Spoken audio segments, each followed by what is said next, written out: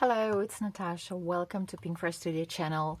I hope you're safe. I hope you and your loved ones are healthy. And I hope you're coping well with these weird times that we're living in. And let's try to stay positive and let's try to connect more with, now that we have to stay at home. Let's try to connect more with our loved ones, and maybe you have some time to spend on your favorite hobby or on things that make you happy. So today I'll show you an idea how to create quick watercolor washes for clean and simple cards. I'll be using Pinkfresh Studio liquid watercolors because I love them and they are bright, and I love their happy colors. That I think we need happy colors now. But you can use other liquid watercolors that you have, or maybe you have distress ink or reinkers, or maybe some other reinkers would work for this technique. Then I need this monster of a brush. So this is a flat brush which is almost 1.5 inches wide, and we will be doing a swiping technique. And I actually have a similar video with a similar technique but using acrylic paints on my channel. So if you're interested, I'll leave the link to this video in the corner, so you can check it out later if you're interested. We will also need some watercolor cardstock. Okay, sorry, I haven't prepared it yet, but anyway, so we'll need some watercolor cardstock, obviously. I will also be using some of Pinkfresh Studio stamps and dies, and I will leave the link to the supplies below, so don't worry about that. Okay, let's jump right in. Okay, so here I have 3 colors of watercolor, of liquid watercolors. That's actually too much, to be honest, because Pinkfresh Studio watercolors are very pigmented and you don't really need that much, but okay. So then I have my brush, which is wet. So then I do this and I just swipe, and look at this gorgeous gradient. Okay, and I'll probably do one more. And as there is a lot of ink, and potentially you can go for many cards. So okay, now you see I haven't dipped my brush into, and it still goes, it just gives a lighter look, right? So basically you can prepare several card panels, and you can just go for, and you can create a bunch of backgrounds and a bunch of watercolor panels for your cards.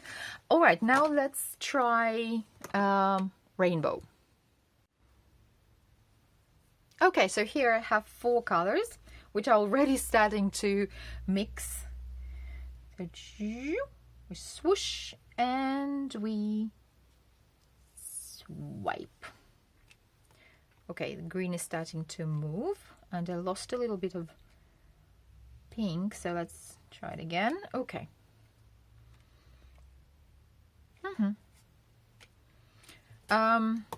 So here are some other examples that when I was playing, so you can create brighter colors, or this is if you add more water, that you can get very soft look. Here I created a whole panel, again just using these 4 colors.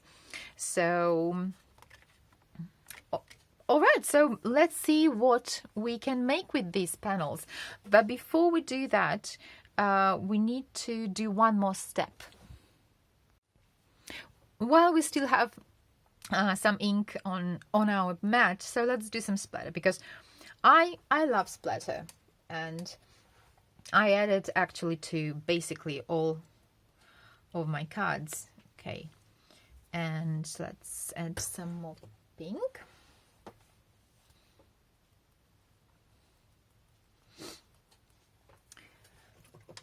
I like this light artsy feel that a splatter gives. Okay, and a little bit more pink here. Okay. Okay, let me clean this up and I'll get back to you. Okay, now that my panel is dry, I'm going to stamp a floral image from Pinkfresh Studio set. Remember that links to the supplies will be in the description below, on 2 panels, on my watercolored panel and just on a regular piece of cardstock, which is the same size. I'm going to use my Misty, so to make sure that my floral image is in the same place on both panels. Okay? Okay, so this card already looks pretty for my clean and simple soul, but I'm going to step it up a notch a little bit, and I'm going to do some spotlight die cutting. So I have 3 squares, square dies of different sizes. So, and I'm going to cut out several. Just play around and see which pieces you like.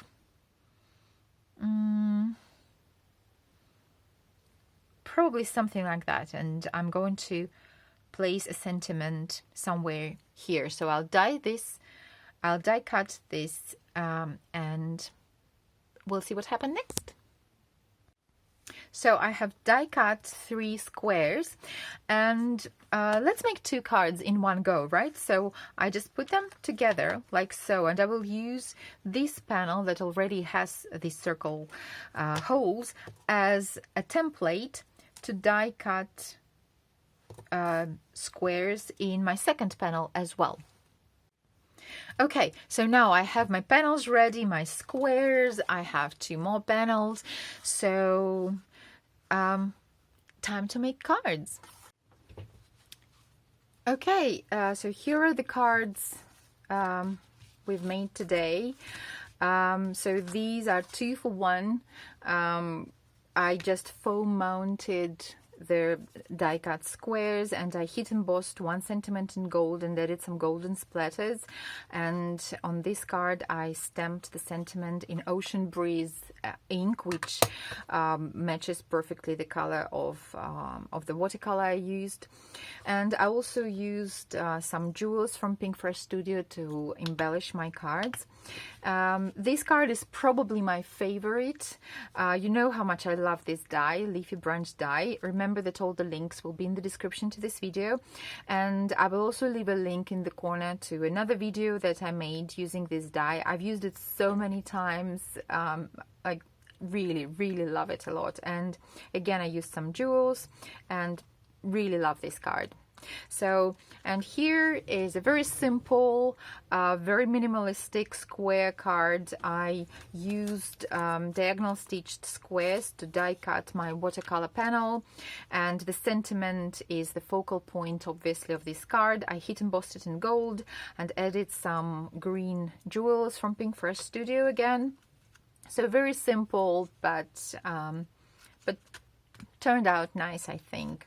So if you notice, 3 of these cards follow the rule of thirds, which is one of the basic and one of my favorite design principles that I use all the time. And if you're interested, again, I will leave the link to a video where I talk more about this principle, so you might want to check this out. So thank you very much for your time. I really appreciate this. I hope you're inspired to give this technique a try, this simple technique a try. Please stay safe, wash your hands, stay healthy, and so find time to do what you love, to do things you love. Maybe make a card or send someone a card to cheer them up and to brighten their day. So thanks again. Remember to subscribe to the channel, and have a good day, and see you again soon. Bye.